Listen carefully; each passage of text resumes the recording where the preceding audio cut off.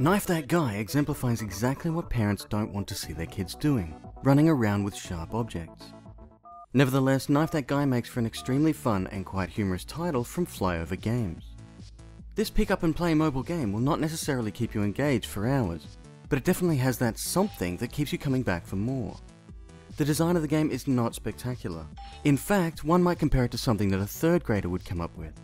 The gameplay and music, on the other hand, more than make up for this. The overall design actually works quite well to push the notion that it's a game not to be taken too seriously and to just have fun with it.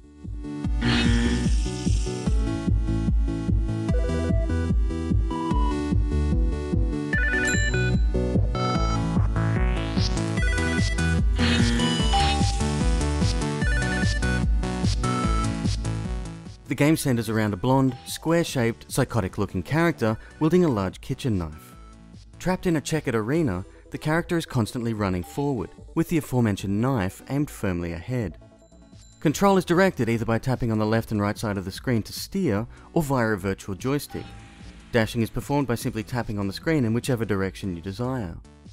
Your target is that guy, any one of the other guys on screen unfortunate enough to be marked. These guys run around aimlessly bouncing off walls. To get a higher score, you'll have to gain power-ups, nurture your energy bar, and kill as many of these marked characters as possible. Your score is then tallied up and potentially added to a local-only high-score table. Integration with Game Center with online leaderboards would have been a nice touch here so you could challenge your friends. Killing your target is not always easy, especially given that you must avoid the innocent bystanders who populate the arena. They can, and will, get in your way, resulting in not only a bloody mess, but also a reduction in the amount of energy you have. Killing marked characters will grant the player a generous amount of energy. However, over time, you'll see this becoming more and more difficult, as both marked characters and innocents tend to become more erratic. When your energy bar is ultimately depleted, the game is over, and your blocky, unbalanced character will graciously commit suicide. It should be repeated that this game should definitely not be taken too seriously. Although it's quite simple in design, there is a lot of depth and variety in the gameplay, which is what it's really all about. There's a number of power-ups that can help you along the way, such as knife bombs, slow motion, energy rejuvenation, and personal favourite, rage, which sets the player alight, allowing you to kill anyone without penalty.